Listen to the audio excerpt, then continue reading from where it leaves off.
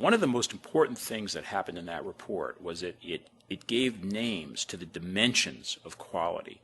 If you're buying a car, there are dimensions of quality: safety, fuel efficiency, comfort, fun in driving, durability, and so on. We're used to that.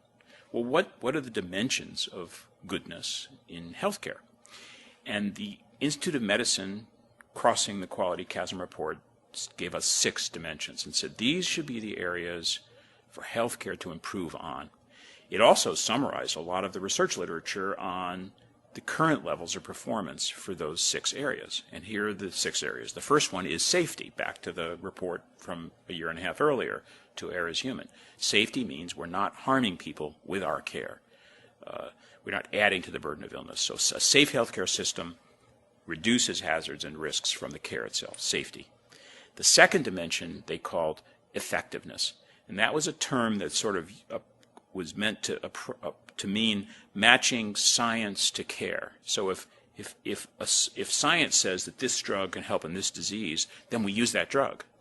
And if science says this can't help, we don't use it. So avoiding overuse of things that don't help and assuring use of things that do help, avoiding underuse, that's effectiveness, lining up science with care. There are big problems in effectiveness.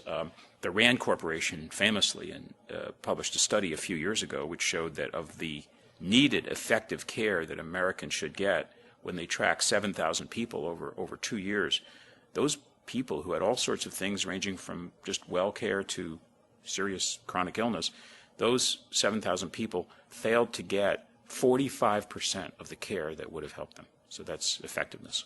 The third dimension is patient-centeredness.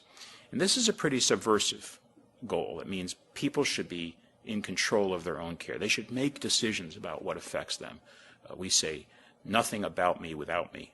It's putting the patient in the center of the care system and giving them power and control over their own lives and their own care. The fourth dimension is timeliness, which means avoiding delays. People are quite familiar with waiting rooms. We wait a long time to get to see the doctor in the emergency room or waiting for an appointment. In all other industries, timeliness is an important dimension of quality. You don't want to wait everywhere. Well, nor do you in healthcare. So timeliness is reduction of needless delay. Some delay is instrumental. You want to wait to see what happens, but there's a lot of non-instrumental, very costly delay. The fifth dimension is efficiency, which means avoiding waste. We throw out so much in healthcare. We give things that can't help. We duplicate procedures and tests. We lose records. We lose the ideas of the workforce by not inviting them to join in invention. So efficiency is a big word. It means stop wasting stuff. We're very, very wasteful in healthcare. The last dimension, which some people think should be the first, is equity. And that means closing the gap in justice in healthcare, basically. Right now, the biggest predictor of your health status in our country remains your race. If you know someone's race, you know much more about their future in health than almost anything else I could tell you about them.